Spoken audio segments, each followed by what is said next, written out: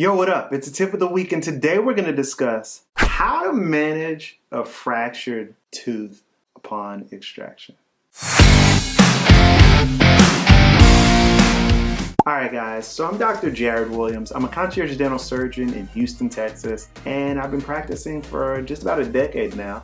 And I've done about 10,000 teeth extractions and 10,000 surgical procedures. And I've gotten to the point in my career that I was just like, you know what? This is fun. It's kind of getting a little boring for me, but my focus is to have the world smile after surgery. And so I went ahead and I created this channel so that other doctors around the globe can literally apply these principles, because they're principles, and they can literally smile after surgery. So after working with about 30 different doctors, I decided to say, you know what, it's worked for me, it's working for their practices, I'm making them a buttload of money. I might as well give these tips out for free. So stick around, I got something special for you. But before I let you go, if you're gonna have any patient smile after surgery, you're gonna need to make sure that they're comfortable and they're numb. So click the link down below, smileaftersurgery.com. Go over there, get my free book. It's 100% free. Go ahead and get the book, because that's going to literally help you start the process of smiling after surgery. These tips don't mean anything if you can't have the patient comfortable. All right, so stick around. I believe I got a tip that's going to definitely help you, and most importantly, put money in your pocket. All right, let's get after it.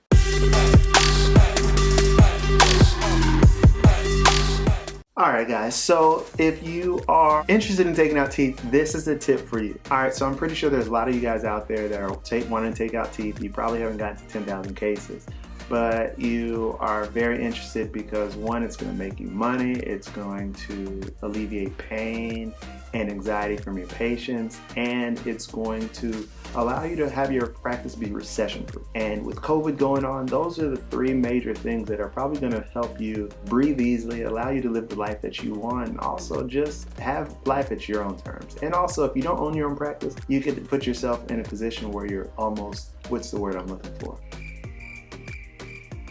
Invaluable. All right, so number one is this.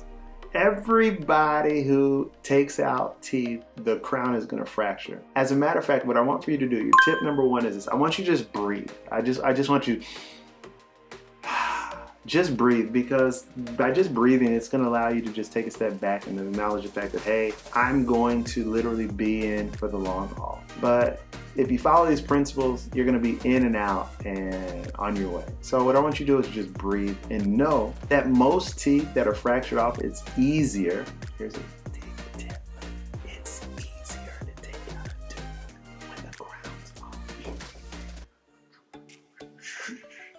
Don't tell anybody. But if you keep that in mind and you breathe, that's the first step. I remember when I was in dental school, and I believe it was at Matthew Walker down in Nashville, Tennessee. I went to Meharry, by the way. So Meharry's in the house, baby. Meharry's in the house. So I'm Meharry made. But anyways, I remember I was working at Matthew Walker after hours, like after 5 o'clock. There was a site, Matthew Walker, that we could go and practice on. And so what I would do is after dental school hours, 5 o'clock, I would go over to Matthew Walker, and one of the attendings was there. He graduated a year or two ahead of us, and so he was working there, he was attending there, and I used to come over and just want to take out any tooth that I possibly could. And I remember I went in the room and I fractured off the crown, and he walked in and he walked out. I was like, crap. And I was like, man, so, and it's just like, I don't care what type of practice you're working in, if it's an indigent clinic or a fee-for-service, like, nobody wants to have the crown fracture off, especially if you're not used to doing extraction. So it's completely super humbling experience when it does happen to you. But I'm here to assure you that, guys, when the crown fractures off, you're actually in a better off position, all right? So, and I'm gonna teach you how to take the crown tooth out without devouring or destroying the whole buccal plate, because if you're like me and you like to place implants, you wanna have that buccal plate so that in the event the patient wants immediate implant or implant later down the road, they're more than capable of coming back and putting something in there. All right, so if you want to know about bone grafting, I made a whole tip of the week just for you on different materials to actually use so that you can literally smile at your surgery, all right? So when the crown is fractured off, and so I'm gonna pull up this x-ray for you so you can take a look at it. I'm actually gonna look at it myself so that we could be on the same page. But if you look at this tooth is, I want to say, number 22. It's a canine, lower canine, or 21, whatever, it doesn't really matter. It's a lower canine. I know everybody around the globe doesn't use the American classification, so, but it's a lower canine at the end of the day. And so if you look at this, the tooth has significant decay at the crest of bone, and then you have all these fillings and veneers and large MODBL, CPT, EFG, HIJ, like all manner of stuff. And as you know, this is not going to be a tooth that you could just elevate. You're going to have to do something different.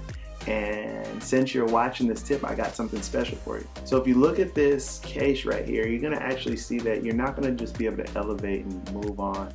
And then it's just going to be hard for you to actually grab onto like any tooth structure. So one thing I want you to do is this. On my other videos, I wanted to show you that access is key.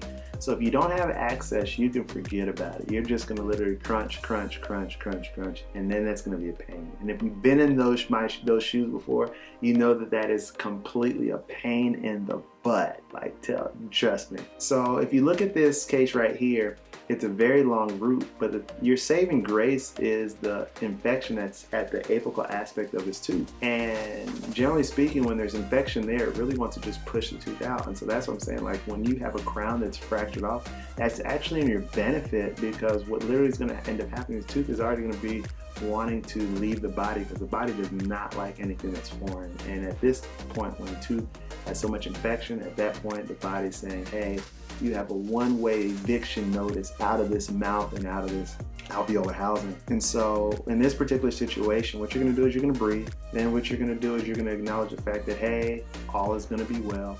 And then after that, what you're then going to do is that you're going to have access. All right. So first things first is this. I like to use elevators, and elevators I like to use are back angled elevator. I'll put a picture up for you so you can see it. So this elevator, it's back angled, and so what I'll do is this. You don't have to use a back angled elevator, because like I said, we're very seldom going to use it for a case like this. But what you're going to do is you're going to use a periosteal elevator. You're just going to push the tissues back. Now, I very seldom do this for most cases, because you know it's a grab and go type of scenario. But all I want to do is basically slide the periosteal elevator underneath the actual tissue. So if like say right here, these big old guns right here. So here's your tooth. Let's just say my arm's cut off here, and here's the tissue and bone, and let's just say my arm's gone. So I'm gonna come underneath the picture here. And so let's just say here's my elevator. And so what I'm gonna do is this, I'm gonna slide my elevator right underneath the tissues, and I'm just going to push it up just a little bit and detach the tissue, the gingiva, from the actual bone, from the periosteum from the bone, circumferentially all the way around. Now you got to remember, I'm gonna give you a little small tip here, because this has very seldom to do with extractions of teeth. It very seldom is highlighted. But you also got to remember biological width. And biological width is the amount of tissue that's going to be before you actually hit bone, right? And so you got to remember that in the event that you have a tooth like this that has a crown fracture, you know that the bone, the tissue may be here, but the bone may be right here, right? So the tissue may be here, but the bone's right here. And then your tooth is like sitting in between this route. And so what you're literally going to do is push the tissue back, and you're literally going to have at least about, generally speaking, about 2 to 3 millimeters circumferentially around on the buccal and lingual. And that's where you want it, because once you get past the black area, which is decay on this actual tooth, you're literally going to be sitting on firm tooth structure that, generally speaking, won't fracture off. And so what you're going to do is get a simple 150 elevator, all right, simple 150 elevator. And what's going to end up happening is you're literally going to just slide that elevator. Now, let me just pause before I start giving you all the secrets now. I'll give you all the secrets. So typically speaking, when you want to take out teeth, everybody has all these freaking fancy elevators that means absolutely nothing. Guys, I've made well over 7 figures using a 150 forcep. Let me make that real clear. I've made well over 7 figures using a 150 forcep on all extractions. All of them. 1 forcep. So you don't need all these fancy forceps. They're not necessary. A simple universal on the upper and lower, not 151, not even just a 150 on all extractions. I remember, and let me give you this insight. So literally speaking, back at Matthew Walker, that same attending that came in as I broke the crown, he walked out. He came back in and he saw I had a 69, a 23, all this other 16, like all these fancy forceps. And he was just like, what are you doing with all this? And I was like, I'm getting a tooth out. He was like, Doc, let me tell you something. He was just like, if you're gonna take out teeth, you better be darn sure that you could use the universal forceps in order to get stuff out. He was like, what happens if you were back in back country and the doctor that you're working with didn't have all these fancy equipment? Or you're on a mission trip and literally you didn't have all these fancy equipment. What would you do? And I was like, and then guess what? He walked out again. So I was like, dang it, this guy, but I learned a very valuable lesson. I'm giving this lesson because like I said, 7 figures do not lie. So he told me that and I was just like, oh. So what I proceeded to do is I was just like, you know what? I threw all the elevators on the ground. Now I'm messing with you. I put them to the side and I was just like, let me figure this 150 out. And so I had all these forceps, about 4 or 5 forceps on the table. And I was just like, you know what? I threw all the forceps to the side and I was just like, let me just focus on just one forceps. And it was at 150. I'm giving it to you now. And so literally once you push the tissues back, you just want to get your forceps on the actual tooth structure. And even if you get it a little bit on bone, let's just say, even if you get like a 1-2 millimeters on the bone in addition to the actual crown, it's okay. Because what you're gonna do is this, you're not gonna just break the tooth throughout the actual buccal plate. What you're gonna do is you're gonna take a tooth like this and you're just gonna twist and hold 15 seconds, twist and hold 15 seconds, twist and hold 15 seconds. Literally, all the practice I go to, they have like TVs. And so I literally put my forceps on the tooth and I'll just do one of these as I'm looking at the TV. And literally what ends up happening is the patient's looking at me like, and the assistant's like, do I suction? Do I not suction? I'm just like, no, you're good. Like 2 minutes later, the tooth's on the table. Literally. And so I'm giving you these principles because that's what's going to allow you to smile through surgery, guys. So there you have it, guys. That's how you take care of a fractured tooth. So once again, I know that you like this tip, but if you didn't, I'm fine with that. Just tell me why you didn't like it. I will listen to what you got to say. Because once again, guys, my focus is for docs around the world to smile after surgery. So what I want you to do is smash a like button, hit subscribe, share this with one of your friends. As a matter of fact, share this on Facebook, share it on Instagram, Twitter, so on and so forth. Because my whole focus is for doctors, patients, front desk staff all around the world, and hygienists. Don't forget about hygienists and the dental assistants. I want everybody around the globe within the dental community to smile after surgery. And the way in which we're going to do that is to follow these principles. All right, guys, so once again, I'm Dr. Jared Williams, and my focus is for you to remember what looks hard is often easy. All right, guys, so make it a great one.